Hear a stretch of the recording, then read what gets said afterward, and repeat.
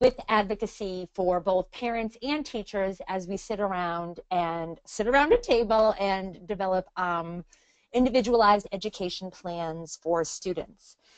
So I work for the Massachusetts Down Syndrome Congress, and we are an organization statewide. It's a statewide organization in Massachusetts that is focusing on meeting the needs of individuals and families with Down syndrome throughout the lifespan. We are putting particular focus on the educational needs,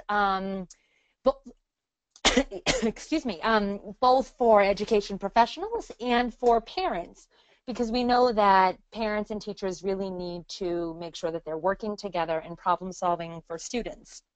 So we appreciate the fact that DSAIA has agreed to collaborate with us and co-host the series of educational webinars to really help provide access to develop professional development in an accessible way that really meets everybody's individual needs. So thank you to Dina and everyone at DSAIA. I encourage all of you to connect to the MDSC, check out our website. We have published a resource guide for elementary education teachers related to what students with Down syndrome need and how to support meaningful inclusion in the classroom. So I encourage you to check out our website and stay connected to us for updates on information. So I'm going to talk a little bit about me before we begin. So all of you who are on the webinar today understand who I am and the experience that I've had that brings me to the position that I'm in today. So I am a teacher at heart. I worked for 17 years in public schools. I played a variety of different roles. I was a classroom teacher, I was a special education teacher, and I was an inclusion specialist. Currently, I work with the Massachusetts Down Syndrome Congress as the education director, and I also work as an educational consultant with the 321 Foundation and Learning Program Boston. I have been a special education teacher for many, many years, and 9 years ago, my niece was born with Down syndrome. So where my entire professional focus was really as a generalist supporting students with a variety of learning disabilities and other complex needs that required students to receive specialized instruction and education.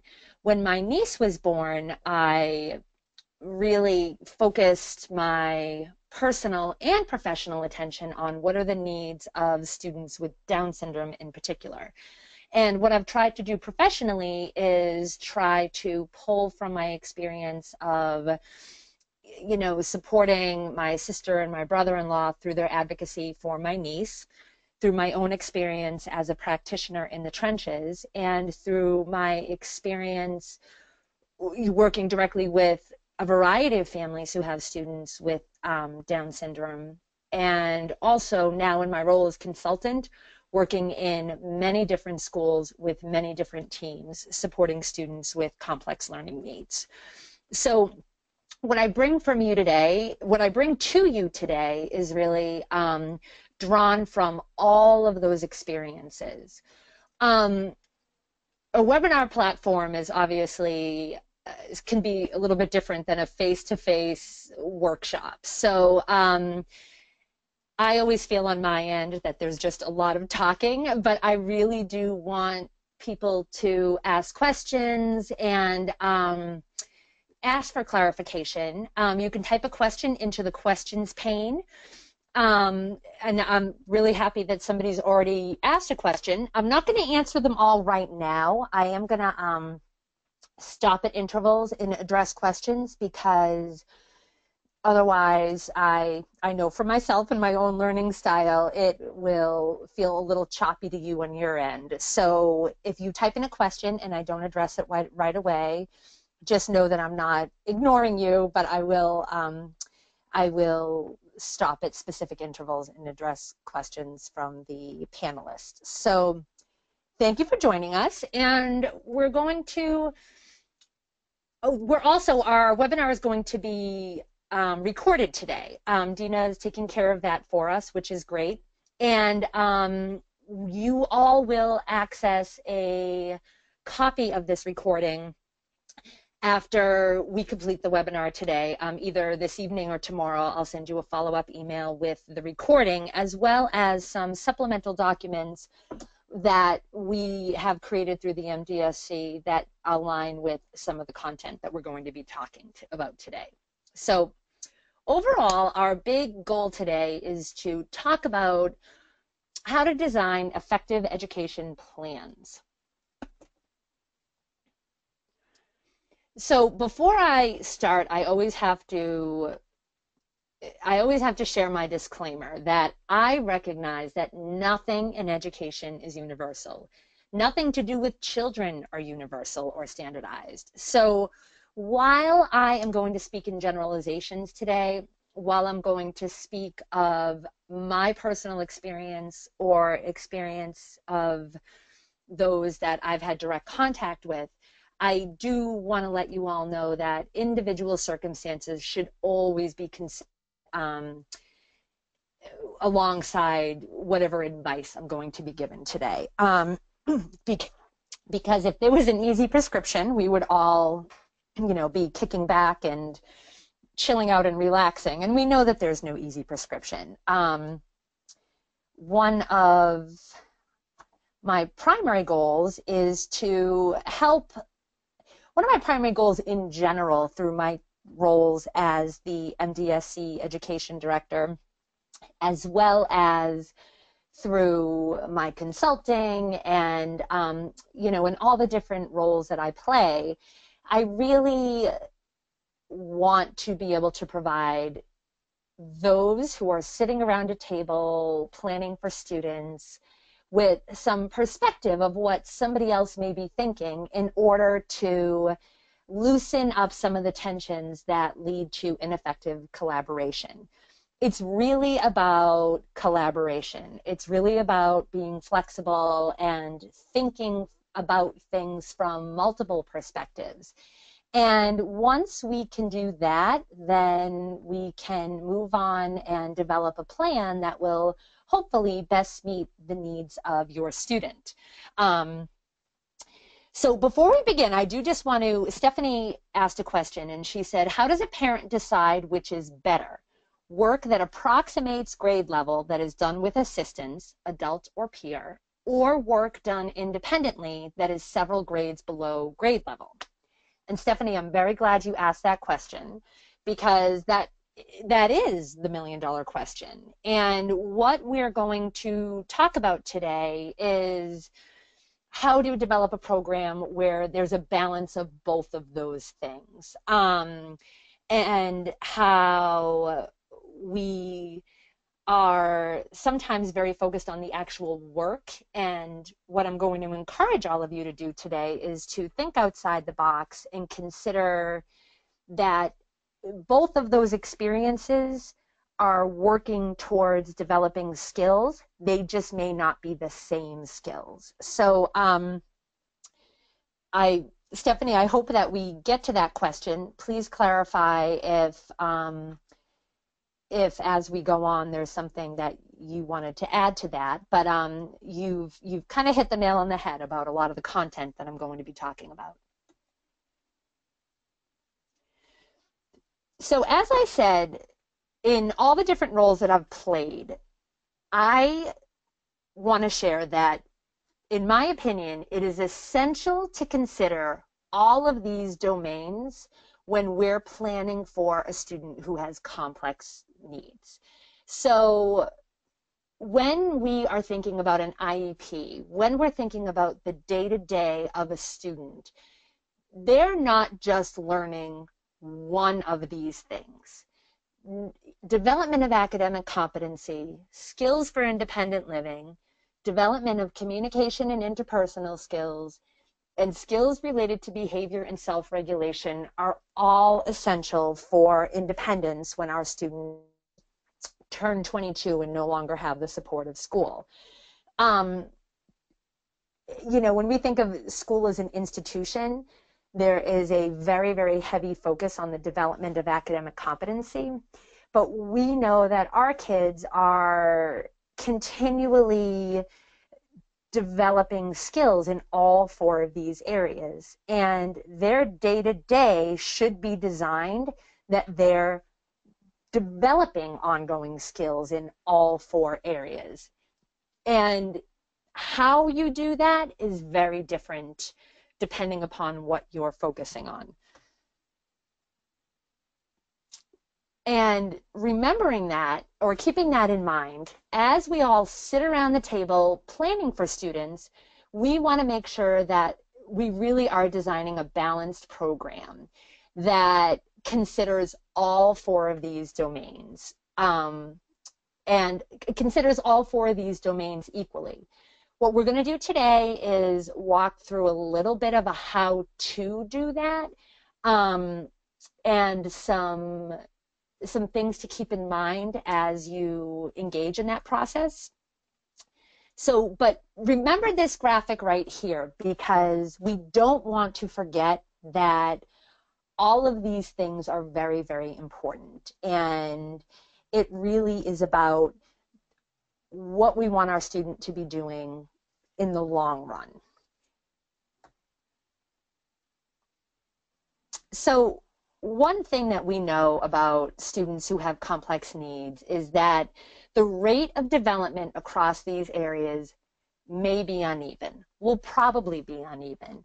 I know that for some of my students, they may make incredible progress in one of these areas, but their progress in another area may be less strong.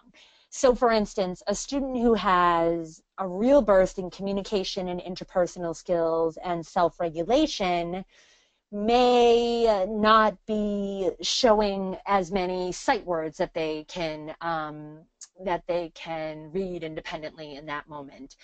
And I don't have an easy answer for that. I just wanted to say before we go into this that that is something that as a teacher I would see, is that sometimes, especially with much younger students, it would seem like there was a lot of energy being put into by this student around one of these domains. And whether that's good or bad, I just want to acknowledge that, because what can happen is that we can start to panic when we don't see even growth across all areas. And what I just want to caution everyone about is we have to make sure that we really value the progress that our student is making, and that this uneven rate of progress is not a cause to think, oh my gosh, they're not getting what they need. What can I do more? We have to change things. You want to note it, but don't immediately panic about it, because it could be just where your child is at that moment in time. Because it does take longer for skills to develop, and sometimes there may be more energy being put into one domain or another domain. So remember that for our kids, despite the fact that we're in a very highly achievement-oriented educational landscape, their progress may not look the same across all domains or equally across all domains. So this cartoon, I think, does a very nice job summing up one of the tensions that's present in general in education right now. This is a very challenging landscape for teachers and parents and students. There is a high emphasis on academic achievement, and that can absolutely unintentionally cause all of us to sometimes look at our students through a deficit lens.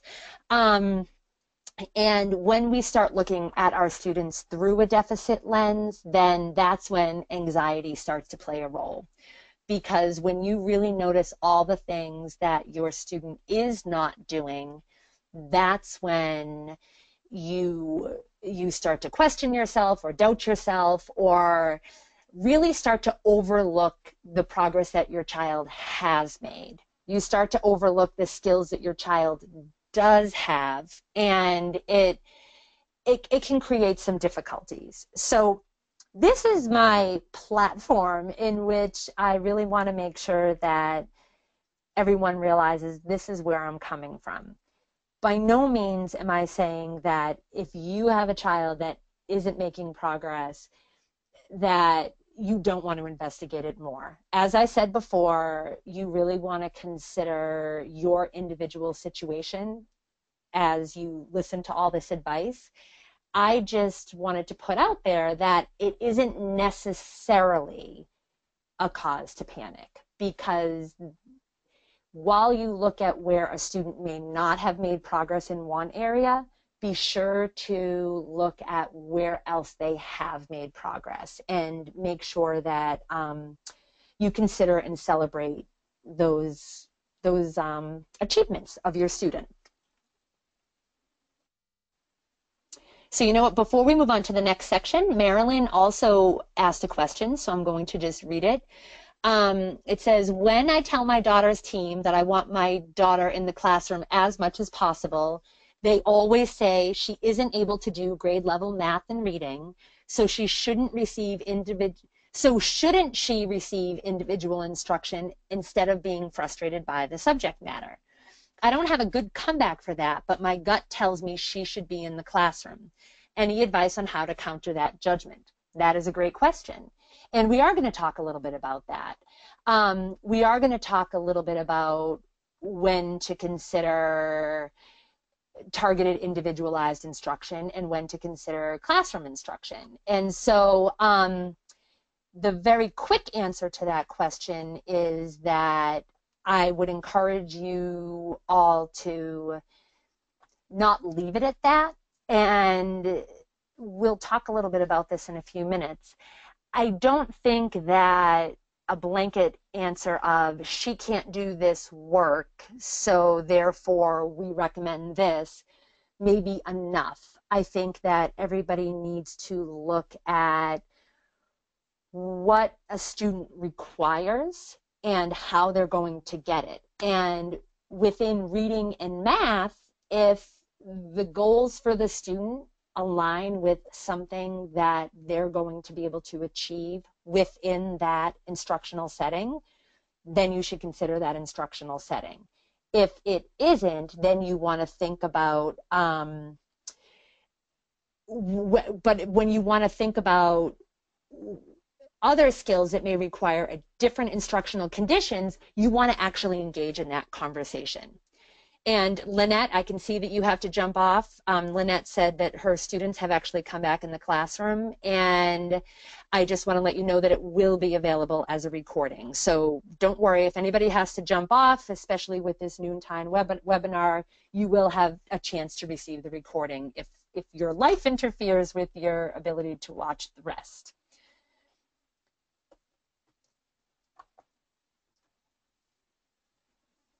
So in a very broad sense, I think that we should always work backwards to ensure that the individual needs of your student are being met. The educational placement should not be the first thing that you consider. The placement, when we front end our conversation about meeting our students' need with placement, it is much, much less effective than if we engage in a systematic process of really evaluating where a student is at and what they need at that moment, or when I say at that moment, to plan for the next year. So that's my caveat. To start the conversation with the where is really defeating the purpose, because you never really get to the what or the how when you really start with the where.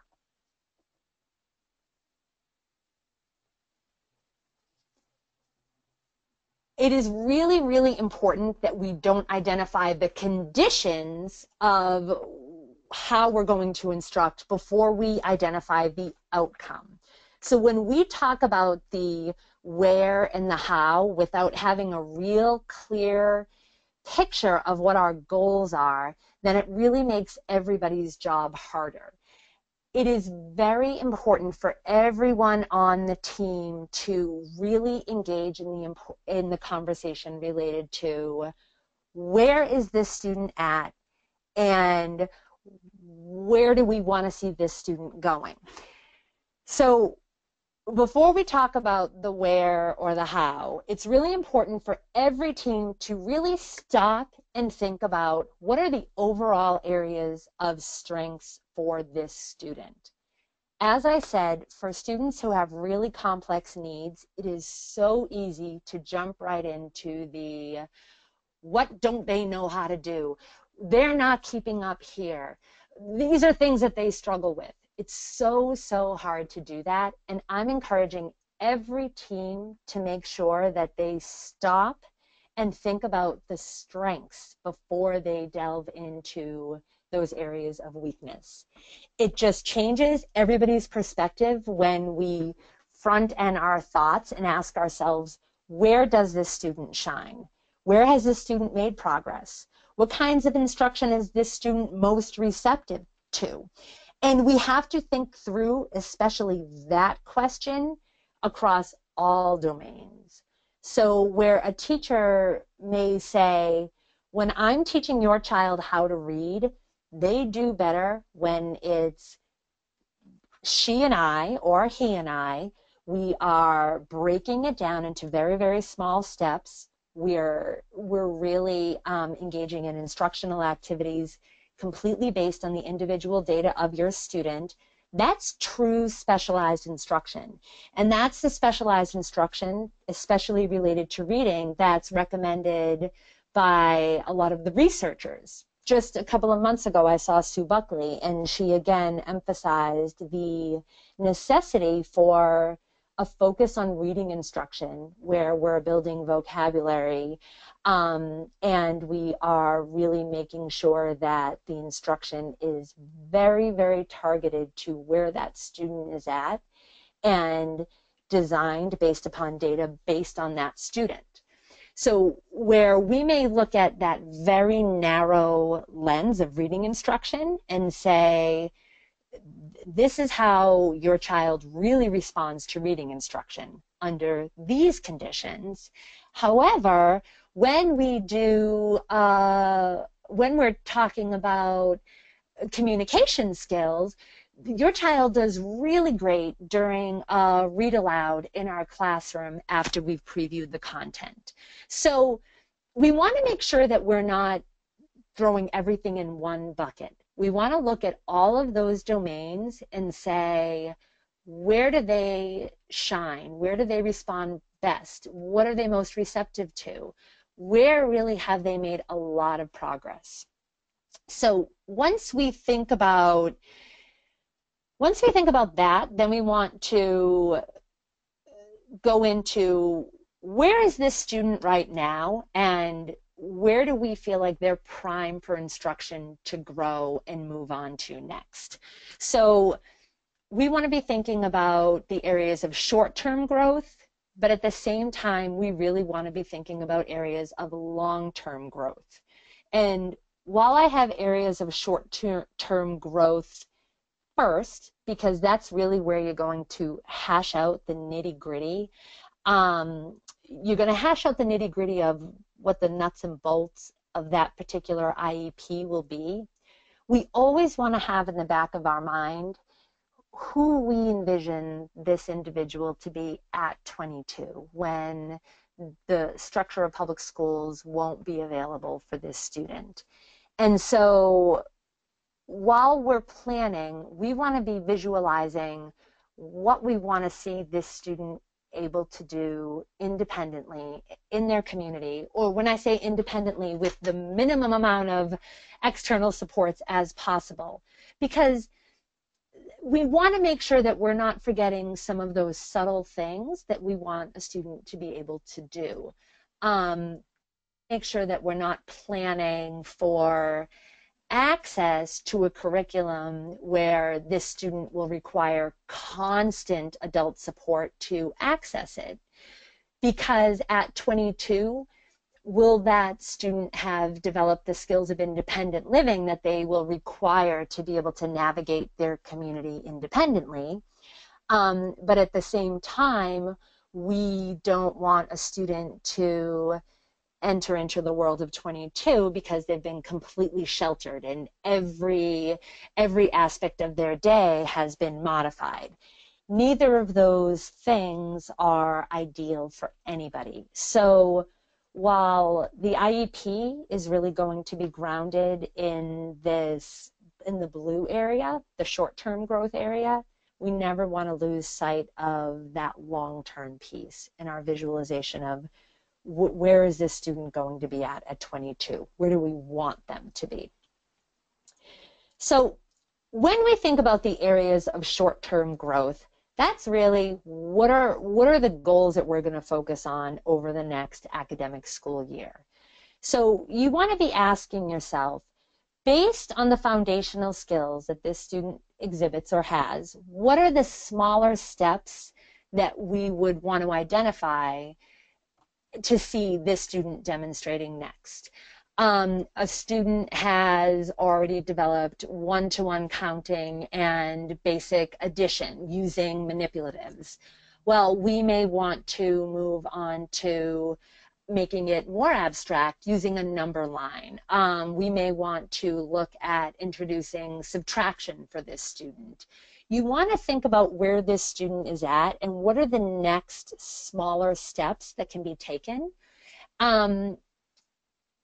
At the same time, when you think about the short-term growth, you also want to be thinking about more concerning areas of weakness that need to be addressed more immediately. So for instance, skills related to behavior and self-regulation.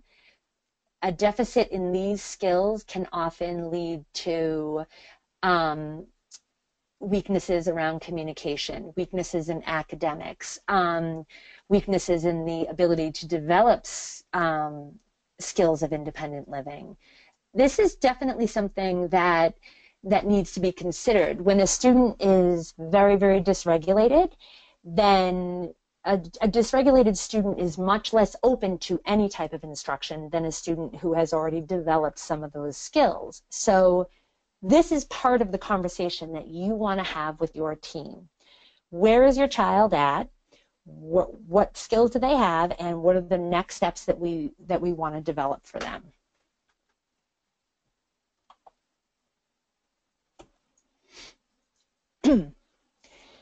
So once you've brainstormed around the goal areas and the specific goals that you have all as a team identified for a student, then what I would recommend is the next step is to think about what we want for that student and working on that plan through a theoretical sample schedule.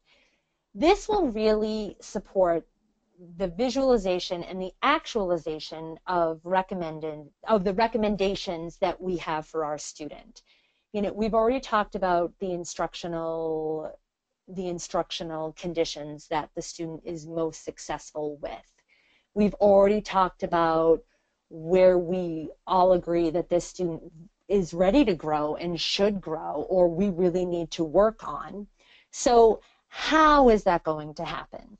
So if we think about looking at these theoretical schedules and then breaking it down a little bit more through a step-by-step process and really asking yourself these questions as you make the recommendations for the nitty-gritty. So, for example, a third grade classroom. We've identified the goals. We know what the student wants to work on. let's think about the day. What does this student require? So if we were to look at what happens for all third graders when they walk through the door, they're going to engage in a morning routine and some morning work. So the first question you want to ask yourself is, will the student be able to access all of this within the general education classroom with no additional supports? That's kind of the baseline. That's the assumption. That's how we can stay true to LRE if we really think about that question first. So the other consideration is this student requires additional supports specifically. So really the prompt is requires additional supports, specifically the additional supports that they require, and that's where you want to fill in the individualization. Well, I know that in order to execute the morning routine, this student's going to need a checklist, maybe some prompting in the beginning. Also, this student receives support related to their behavior. We have a behavior plan.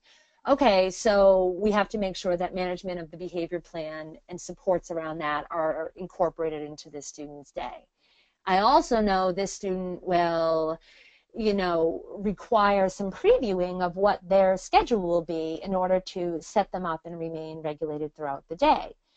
So then if we think about what the plan for support will look like for this student, then we think about, okay, to access that part of the day, we can develop a checklist.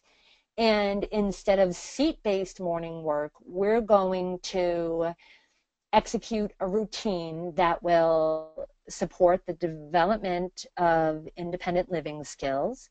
We're going to use a checklist. We're going to go through this process and this routine, and we anticipate that the level of support that this student will require from the beginning of the day, the beginning of the year to the end of year will be reduced because this is something we're going to build into the daily schedule.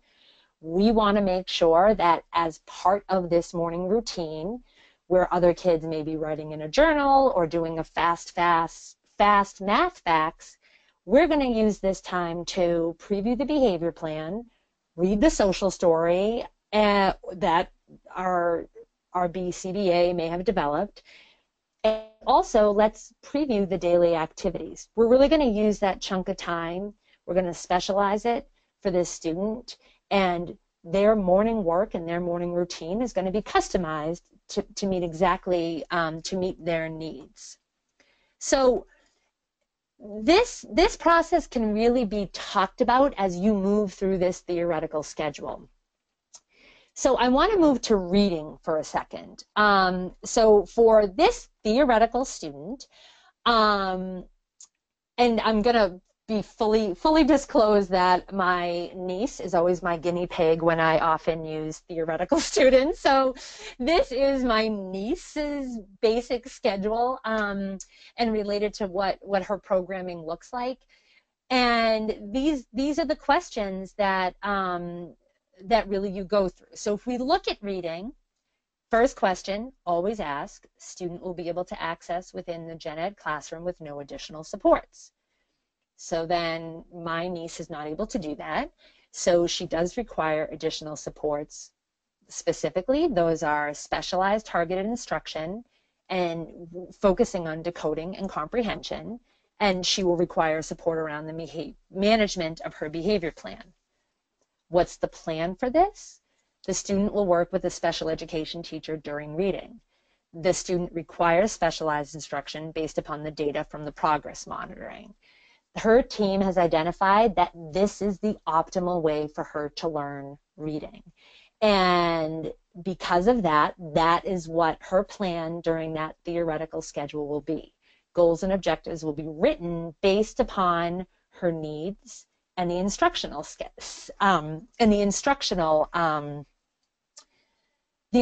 conditions in the instructional setting.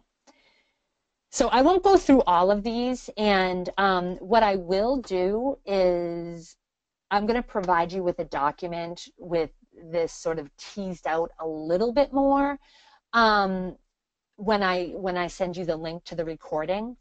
But I wanted to just share with you what this theoretical process will look like. similar to, I just want to show science, you know, this student will require additional support, modified learning goals, modified materials, management of behavior plans, but it's less specialized than the instruction that my niece requires in math and reading. So while an individualized unit plan, modified materials, all of those things need to be identified, it's less about the real targeted instruction based on skills. She doesn't have a science goal. So science is a place where she's working on skills around communication, skills around behavior and self-regulation, skills around the development of skills of independence. While it's grounded in an academic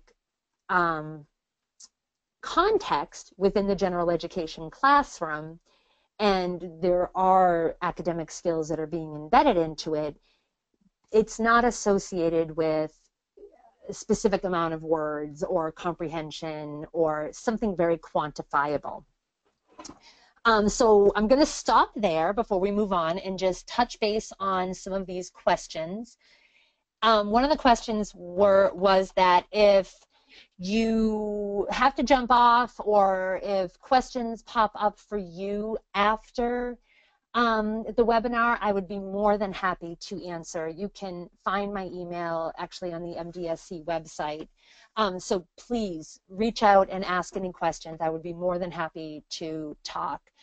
And then another question was related to MCAS, which is one of the which is the Massachusetts-based standardized test. Some districts in Massachusetts are still taking MCAS, which is the state-specific test. Other districts in Massachusetts have transitioned to PARCC. So the question is related to, should they be taking MCAS or ALT, which is the portfolio assessment. She can't graduate without MCAS, but the school says she won't pass. But I think she'll never pass if she doesn't get instruction at that level, and she'll never pass if she doesn't take it. Currently, she's in 5th grade. That's a very big question. And actually, we have a webinar that's in our archives that you can find on the MDSC YouTube page that is specifically focused on MCAS and MCAS ALT. You know, while I can't make recommendations for, well, I can't make a recommendation based on your student, I think that it is a conversation that has to have. I think if a student is working close to grade level, and if you take the opportunity to, not the opportunity, if you actually look at all the skills and a sample test, it might help you determine, based upon what you know about your daughter, whether or not this is a test that you think with instruction they'll be able to access. You know, I think a lot of it is around independence. So if you feel like your child is at a place that you can do that, that would be really important. So the next piece is, would the theoretical schedule be made with my input as a parent, or would this be done at the annual review meeting or beforehand? You know, that's definitely something that you want to talk about with your team. I would suggest saying to a team that you'd like to engage in a problem-solving conversation or a planning conversation, looking at looking at how to balance access to the general education classroom and being able to figure out how to plan for specifically what my child needs. Theoretically, it's a process that could be done within a team. It's definitely going to be something that you want to engage in a conversation with your team. And like I said, I'm going to be giving everybody some templates around that. I'm going to be emailing a narrative that might help you walk through it. And you could share it with your team and suggest that maybe you have a conversation related to this. especially in the beginning, this process could take a very long time. Sometimes annual reviews are very businessy, related to a lot of data. It may be that you want to ask your team to break the meeting into two parts, give this to them beforehand so everyone has kind of thought through the theoretical process. There's no 100% answer, but I think that it's something that through conversation, it could be a really effective exercise for everybody. So moving on, one of the biggest pieces of advice that I can give is to encourage everybody to think outside the box in terms of creating a program for students. Hold on one second. I just want to make sure that I see all your questions. So,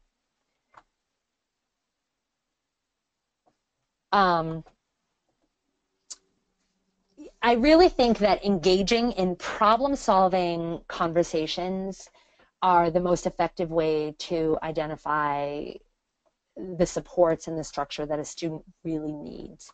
And I think that going through the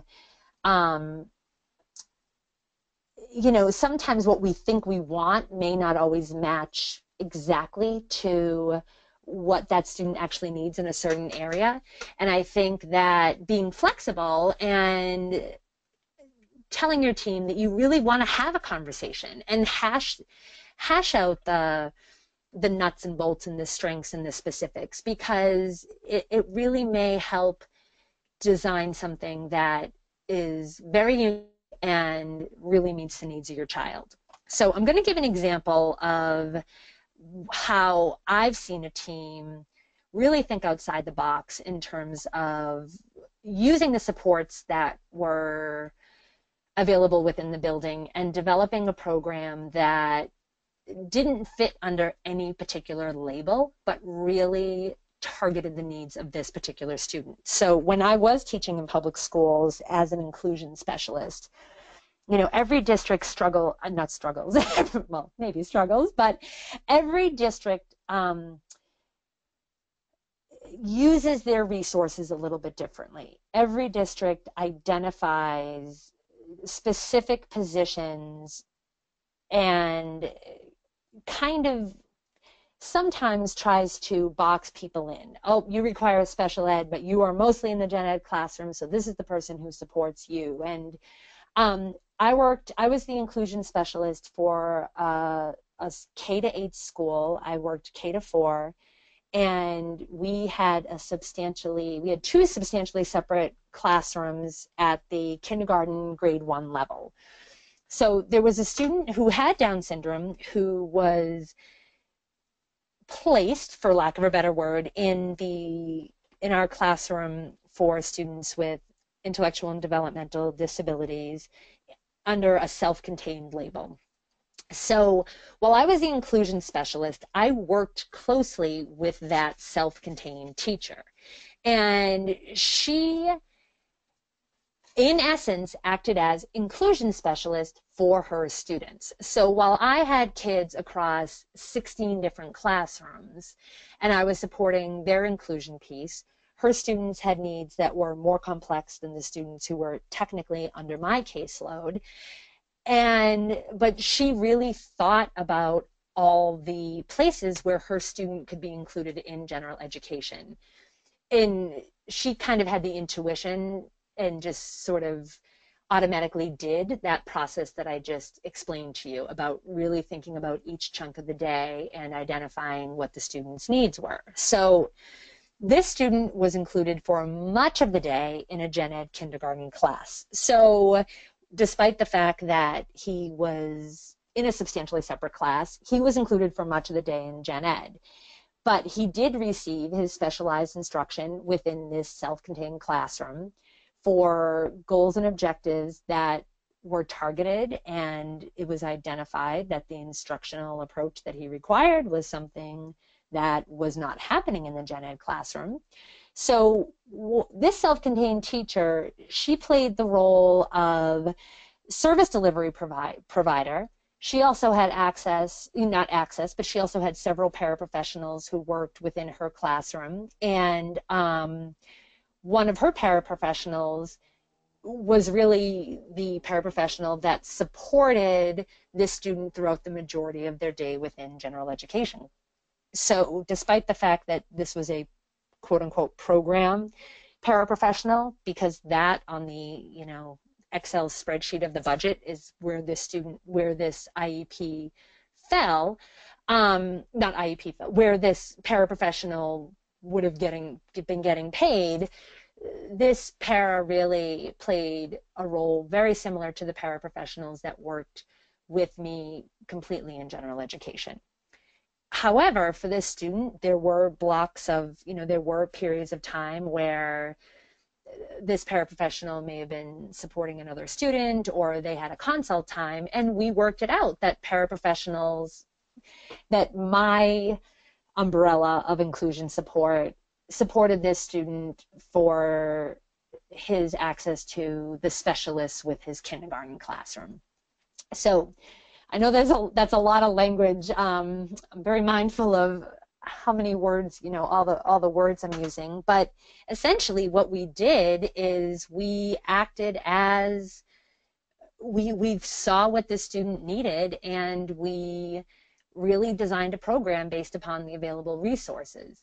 Despite the fact that this student was in a self-contained classroom, this student had a very, very inclusive program. And it just so happened that the resource most available and the resource that was going to meet the student's need the best was within that. So, and every district is different, but it's just an example of how when you are flexible and think outside the box, you can meet a student's needs. So another thing I want to touch base upon is that for a lot of what we want for our students, it can often be hard to measure it within a specific time period. So again, I'm going to speak specifically to my niece. So my niece has developed, her skills under self-regulation and behavior and communication and independent living have developed so much since she started public school and at age 3. However, not all of it was easy to measure every single year, and not all of it was really quantifiable. And when my sister and I are in the community with all of our children, sometimes my niece will do something so independently, and her ability to communicate with somebody, it will strike us because we remember how difficult that was for her maybe 2 or 3 years ago. And that is a direct result of her ability to work those things out all the time with her peers in her partial inclusion program. But it would have been hard to write that onto an IEP. And so I think that this is a tension sometimes, because we're really driven to quantify everything. And when we have to do that, then there's an accountability piece that's associated with it.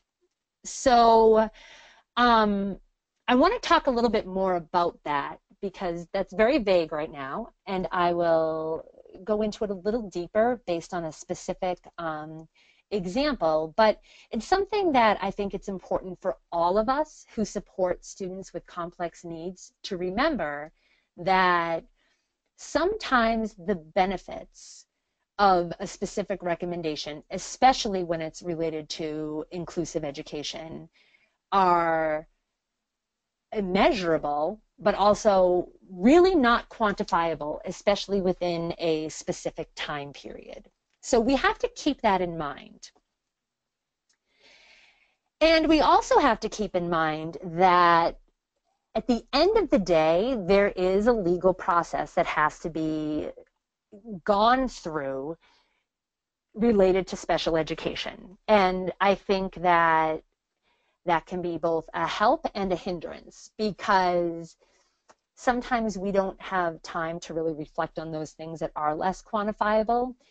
You know, accountability is something that is driving a lot of policy. It drives the professional responsibilities of teachers. And at the end of the day, you are held responsible for what's written on that paper at an IEP development meeting. So while you're planning, you want to make sure that your achievement of goals match with your with the student's access to specific instructional conditions. So very specifically, I'm going to speak of when I was teaching, I had 2 students who had intellectual disabilities, not Down syndrome, but a similar, some similar weaknesses across all 4 of those domains. And I was a special education teacher who supported these 2 students in a 3rd grade classroom for math. So I was in there daily. That hour chunk of my day was scheduled to support these students in class. On the IEP, there were goals and objectives related to early number sense concepts. So one of these students was still working really on one-to-one and accuracy of counting. Some of the goals and objectives were very basic, addition using manipulatives. So these were the goals and objectives, and these students were included in a 3rd grade general education classroom. So through collaborating with the teacher, I was able to find ways for my students to participate in the class. I modified and I adapted the curriculum so they were able to participate alongside their peers. However, they were not making progress towards mastery as outlined on the goals and objectives. So this was an absolutely positive learning experience for these students, but this instructional condition wasn't matching for the mastery of the goals and objectives aligned on the IEP. And this can be challenging, because I remember that when I would go to write the progress note, I couldn't speak of the skills that were being developed in that math class that were falling under the domains of behavior and self-regulation, development of communication and interpersonal skills, working in a group, cooperative learning. There were a lot of things that were happening within that classroom, but I was held accountable for the development of those academic goals, but I didn't have that student. I wasn't able to provide instruction in a way that was going to address those academic goals and objectives. And so that's something that's very, very, very important for the team to think about as they're developing an IEP. There are 2 different types of instruction.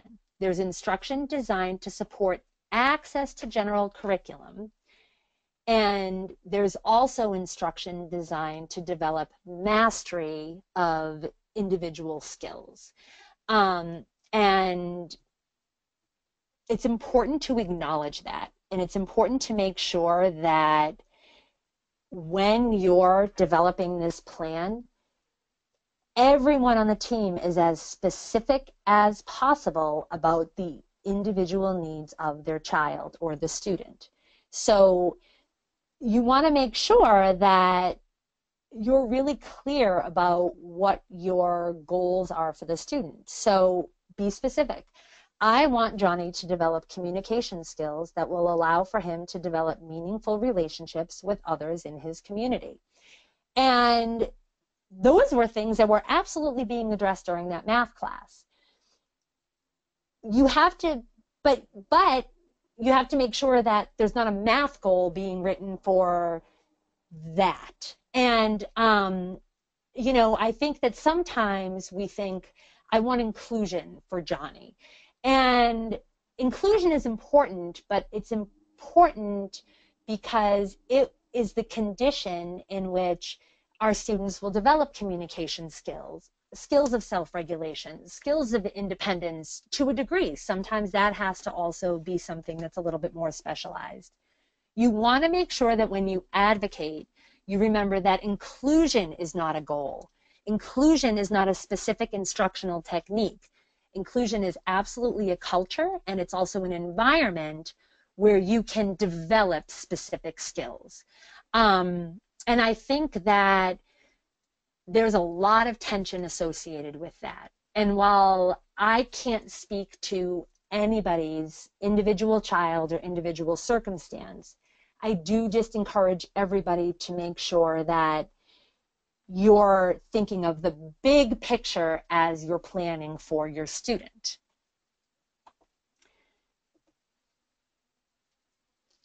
And for the majority of students who have complex learning needs, their program, a really effective program, has all of these elements built into it. That student has access to specially designed instruction. That student has access to learning opportunities with non-disabled peers. There is an ongoing development in the greater school community of a culture that values diversity, and it actively works to support other students' understanding of individual differences. That's huge. And that doesn't happen simply through the geography of where a student is instructed. That is at the heart of really what makes a school inclusive, is when there is an active, where there's active steps being taken, where there are conversations, where there's modeling, where we're not just saying that we accept the individual differences of the student, we're embracing it, we're understanding it, we're showing that we celebrate it. That's really a very important element of inclusive education. So before I move on, I wanted to touch base on some questions. We have a lot of great questions, and some are very, very specific to individual students, and there may be some that I might say, you know what, we'll talk about it. I can address them after the whole presentation, because I want to make sure that we go over the content, but I'm happy to address some specific things. There's a question about, can an inclusion facilitator also act as a student's paraprofessional? That generally is not the practice. Generally, those are two specific professional roles. But like I said, every district does things differently. And then when the student is in general education, is the inclusion facilitator responsible for modifying curriculum as well? It really comes down to what the resource is. Is that person also responsible for delivering instruction all day? So we have to think about a professional day, professional responsibilities of teachers, and what their role is. Teachers who are delivering instruction all day long, if they are also required to modify every piece of curriculum and there's no time built into their day to do that, then that person is required to fulfill a professional responsibility on their personal time, which leads to issues, because if any of us were required to fulfill a huge chunk of our professional responsibility during personal time, our job would not be as effective. So, so that's a very short answer to a big thing.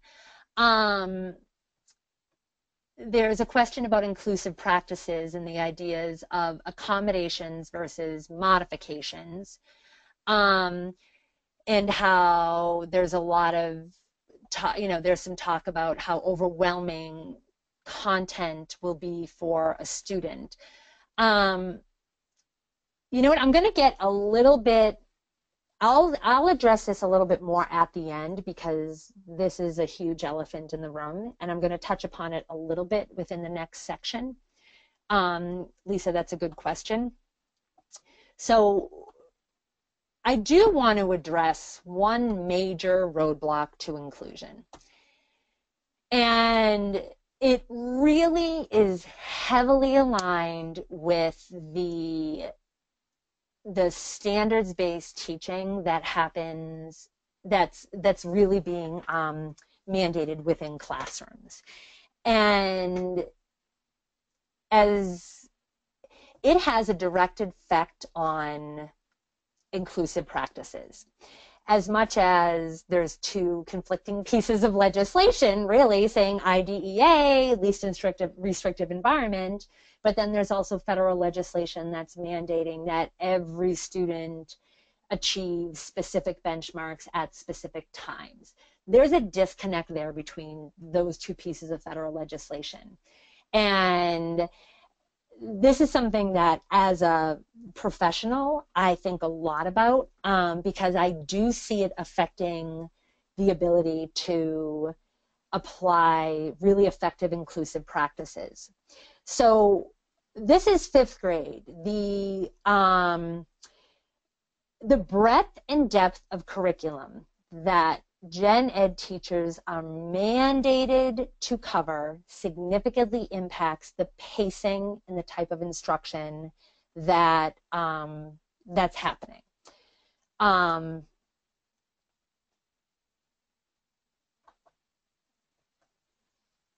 So knowing that our pacing guides the instruction, we also have to know that with pacing comes an assumption from people who are not in classrooms that students either are bringing a universal level of understanding or they will achieve a universal level of understanding through this standardized instruction.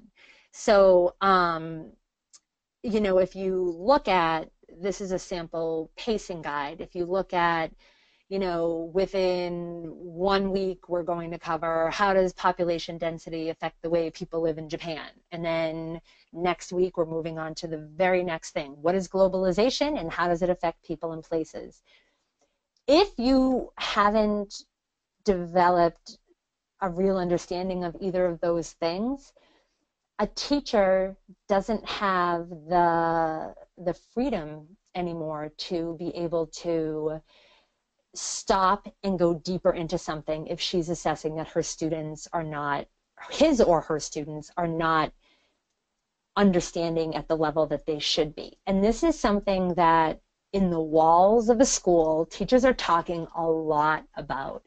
And it's a conversation that's happening that will most likely not happen at the table where you're planning your IEP, but it's something to know is happening. And how it affects inclusion is that teachers within a gen ed classroom are feeling this pressure to pour information or knowledge into a student's brain.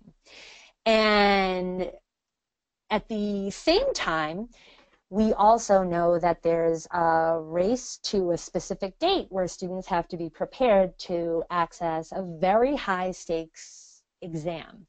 And as a teacher, and I've been there, it's really hard to make the judgment call of not covering something because you want to go deeper into something that you don't quite feel like your students have, because you know that there's no way not to, that you know that they're still going to be assessed on that thing that you would have to cut out of your pacing chart. So that's significant. And what has happened, and even since I began teaching in the 90s, you know, we used to talk a lot about project-based learning. We used to talk a lot about all these different activities that were focused on the multiple intelligences that we know that students have when I work with students just around inclusive cultures, I talk a lot about multiple intelligences, because multiple intelligences are real and all of our smarts should be valued. However, the majority of instruction is focused on these first two smarts. That's the word that I use with kids. We're assessing kids on their linguistic smarts and their logical mathematical smarts. And because there's such high stakes assessments based in those two areas, there is much, much less space within the classroom for hands-on or experiential learning, which really, for students who really have strengths in some of these other areas, they're not provided as much access within the general education classroom to develop, to engage in learning opportunities through those different types of learning experiences. Because there is a heavy, heavy emphasis within these assessments on text analysis and writing. So this leaves very little room for learning through these other multiple intelligences. And the secondary, so this is affecting everybody's learning right now. This is affecting the practice of teachers significantly. I know that for my own daughter, who's in third grade and took, engaged, she took the PARCC test this year, and she's a student who has pretty solid academic skills, but she really struggled with the preparation for this test. And I understand that her teacher had to do this preparation for this test because there's a lot riding on, unfortunately, for a district or for a school. They're judged on how those students do. And so where I have a student who brings fairly, her strengths are actually in linguistic and mathematics, and she really had a hard time this year. The impact that this has on the accessibility for students who have complex learning needs in the day-to-day is significant. And so this is something I just want to acknowledge, because this is something that is most likely not being addressed in this way at your IEP meetings. And how it may be addressed is through people saying the curriculum's too challenging. This is something that it's going to be too fast-paced. And while when I do direct professional development with teachers, I really do encourage them to think about ways to differentiate learning experiences to meet students' needs. It is something that's very, very challenging. And sometimes there's not as much of a choice as I can honestly say there was 10 years ago. Classrooms were more differentiated than they are right now, and I see this being really related to this, which is why I would encourage everybody to really think flexibly and think about how everybody's needs can be met in a flexible manner. So I do not have an easy answer to this. I really don't. This is why I saved it until the end, because I would absolutely be a millionaire if I had the solution to what I would consider a problem of an issue in education today. But what I can say is that this is really where I think flexibility and engaging in ongoing problem solving related to curriculum and instructional decisions is really, really important. I think, to make a blanket statement, this classroom is always going to be covering something that's inaccessible for this student, like social studies. I think that that's too much of a blanket statement, because I think that being really considerate and thoughtful about how a student will access general curriculum is something that all of us need to strengthen our muscles for. I mentioned before that we've done several education webinars, and there was a series that I did last spring specifically focused on how to really look at that general curriculum and identify entry points and adapted goals. So I'll make sure that when I send everyone the information related to this webinar, I'll just give you access to other workshops that we've done. But in general, I just really want to, that's a big message that I want to send, is all of these things need to be considered at once and be flexible as you plan. So, hold on, technological snafu. I know that there are some questions that I want to make sure that I address, but there may be people, I know that this is in the middle of a work day, so before I start to address some of the individual questions that have been asked, I just want to thank you all so much for participating today. Please stay in touch with the MDSC. And before you log off, we have a quick 4-question poll, just real quick answers. Your feedback is so important as we develop more presentations for families and for teachers. So your feedback's very important. So just take a few seconds to answer the questions. Okay, first poll is launched. It is, what grade level do you teach? We have about 43%, so let's get a few more votes in there really quickly, and we'll go to the next poll. And if you're a parent, put the grade level that your student is in too. I should have specified that, yes. There is a I'm a parent other option in there, so I think that's probably what they're. See, I was ahead of myself. You were. Okay.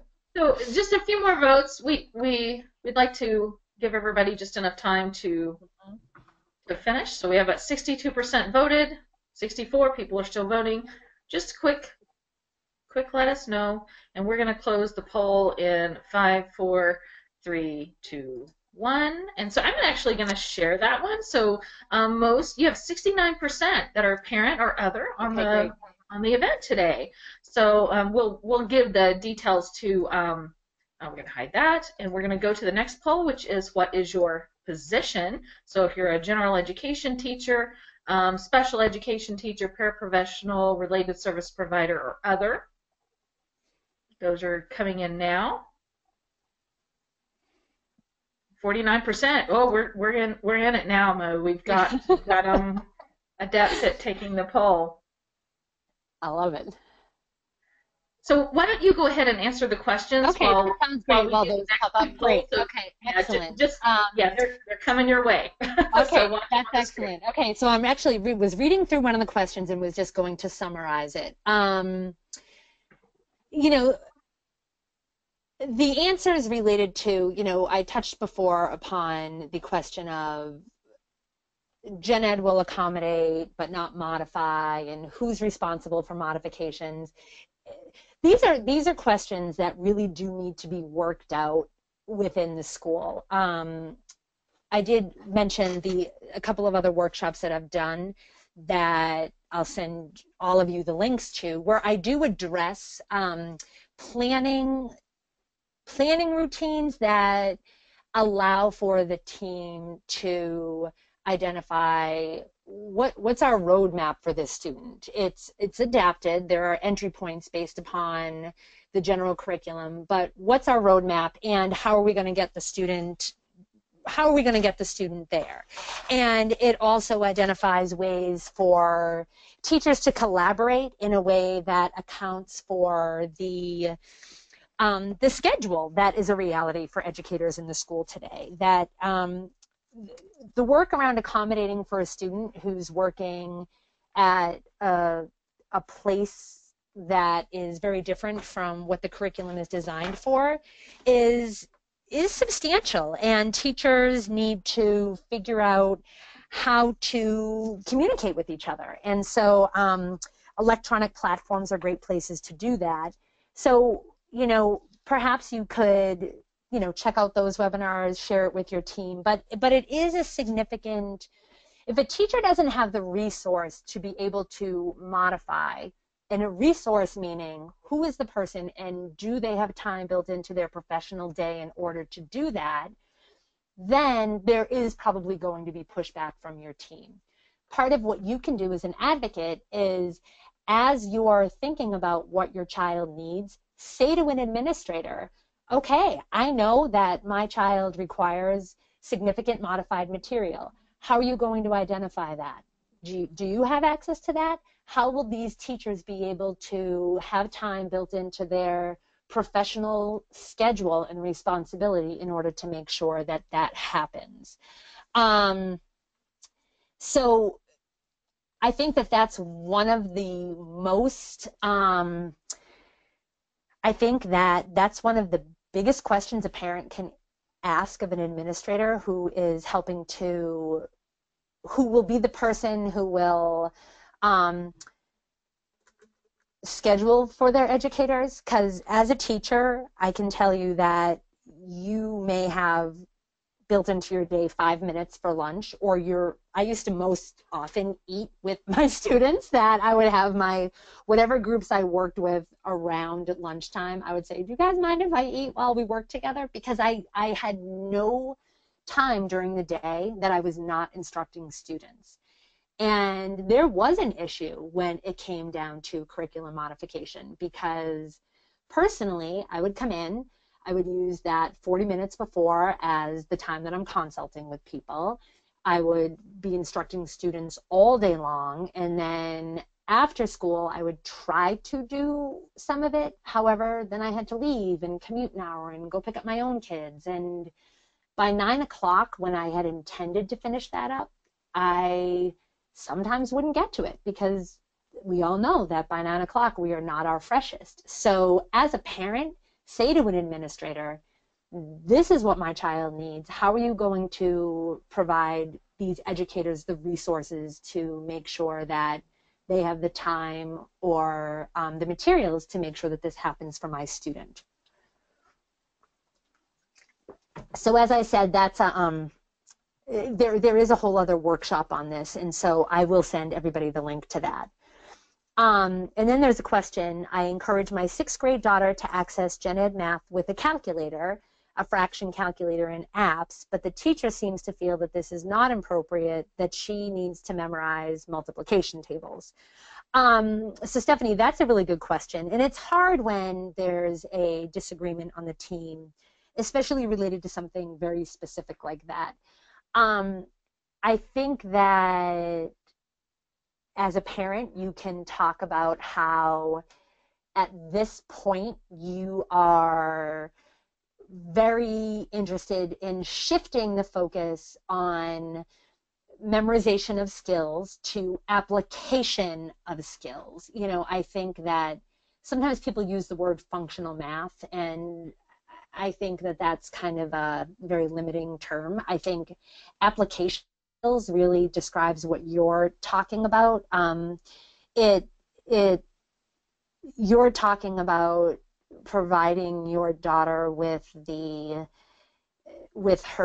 skills to independently solve problems in her life related to math. So can she use a calculator fluently? You know, we all have a personal computer in our pocket now with these smartphones, and we all pull them out and use them to accommodate for us. We, you know, pull them up, use a calculator, but having a calculator in your pocket isn't enough. It really is important to know how to and when to use it. So when you talk to your teacher, you know, I think that saying it's really more important for her to apply what she knows about math to situations that she's going to encounter within her community as an adult, and that there are some built-in accommodations related to technology that she will absolutely have access to, and it's really important that she knows how to access those accommodations.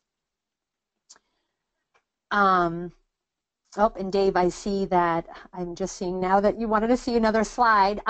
As part of what I'll send to everybody, I'll send a PowerPoint of this actual presentation so you can look through the slides as well. And you know, if there are no more questions, I just want to make sure that I thank all of you for taking the time out of your day to participate in this webinar. It's a lot of information and a lot is very, very subjective. So please feel free to email me if you have any additional questions. And I will be in touch over the next couple of days with some additional resources and access to the recording.